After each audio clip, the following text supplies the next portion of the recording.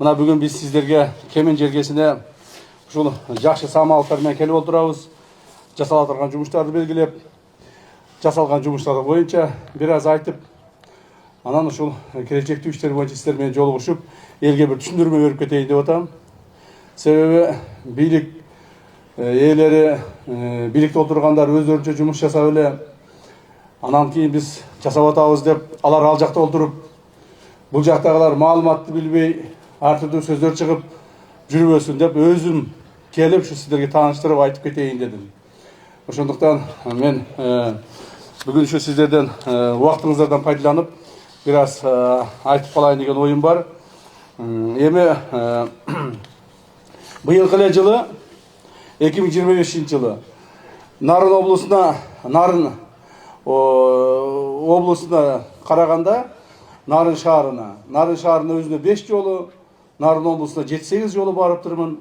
Ал эми Кемен жергесине биринчи жолу келип атат экен. Ошондуктан сиздерге бир маалымат бере кетейин. Урматтуу эл журт, ошол Чүй облусунда болуп жаткан иштер боюнча маалымат бере кетейин. Өз убагында мыйзамсыз менчиктештирилип кеткен социалдык объектилер, завод, фабрикалар, эгин талаа жерлердин баары мамлекетке алынып, мамлекеттин акчасын ичип жеп кеткен коррупционер чиновниктерден, уюшкан кылмыштуу топтордон кустурулган акчалар, кирим төбөлдөрдөн тартылган мүлктөрү боюнча айрым чагымчылдар туура эмес маалымат тарап жатканы боюнча дагы айтып кетейин. Урматтуу туугандар, өзүңүздөр билесиздер, биз акыркы жылдары ушул айрыкча кирим төбөлдөргө, уюшкан кылмыштуу топторго каршы күрөш, коррупцияга каршы күрөш боюнча өтө чоң жумуштарды жүргүзүп келе жатабыз мамлекеттик масштабта. Бирок ошол эле мезгилде Чүй облусунда эмне жумуш жүргүзүп атканы боюнча силерге маалымат айтып коеюн, так менин оозумдан угуп алыңыздар. Мисалы Чүй өрөөнүндө кирим төбөл бир эле Камчы Асанбекке тиешеси бар 30 миллион АКШ доллар түзгөн 850 батыр мамлекетке кайтарылды. Элге ипотека аркылуу берилип жатат. Андан тышкары Токмок шаарында жайгашкан мрамор чыгаруучу 3 миллиард сомду түзгөн Кыргыз Тоо таш заводунун уюшкан кылмыштуу топко тиешеси бар Гайдуков убагында мыйзамсыз менчиктештирип алган. Ал завод дагы мамлекетке кайтарылды. Ошондой эле Камволдук кездеме комбинаты, винодел заводу, вегеталла, канаттуулар фабрикасы, Кыргыз химия, металлургия, Касиет, радио, консерва заводдору жана Кайыңды эт комбинаты мамлекеттин карамагына толук кайтарылды. Бул ишканалар, урматтуу эл журт, өз убагында мыйзамсыз же болбосо кайсы бир чиновниктердин таасири менен өздөрүнө менчиктештирип алып кеткен. Жана ушунча жыл, 20-30 жылдан бери ошол өздөрүнө пайдаланып келишкен.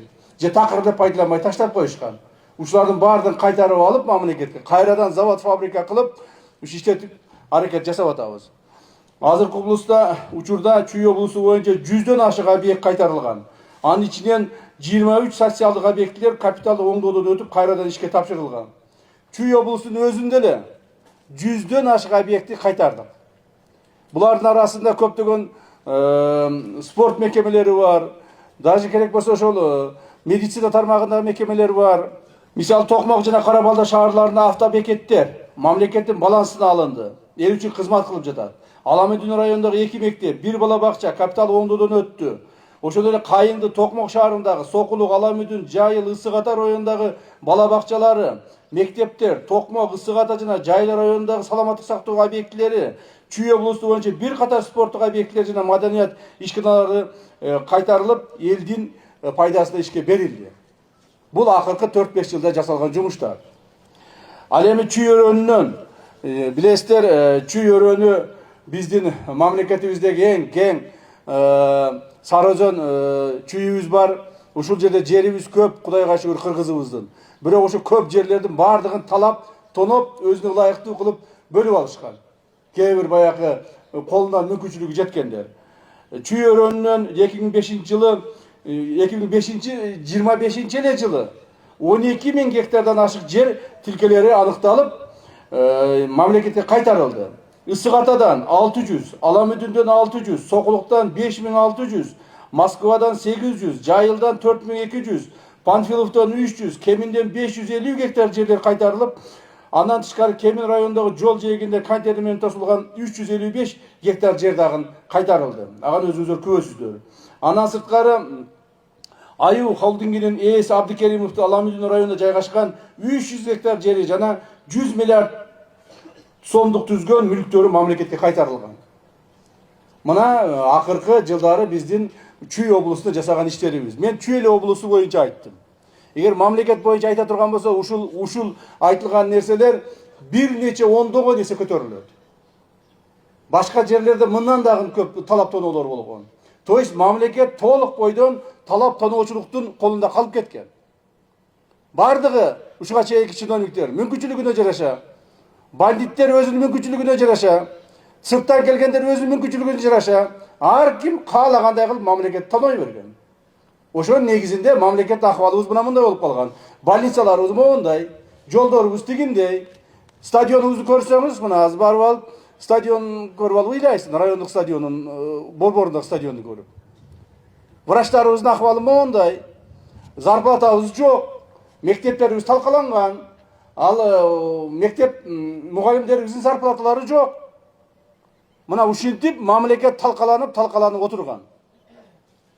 Ошондуктан ушу мамлекетти кайрадан оңдоп чыгуу боюнча урматтуу президентибиз Садыр Кожоевичтин биздин алдыбызга койгон тапшырмалар негизинде катуу жумуштар жүрүп жатат. Жумуштар жүрдү, мындан ары да жүргүзөбүз. Азыркы убакта талап тоноочулук толук бойдон токтоду. Эми ошол мурда талап тоноп кеткендердин бардыгын кайра кайтаруу иш аракеттерине өтө чоң көңүл буруп атат.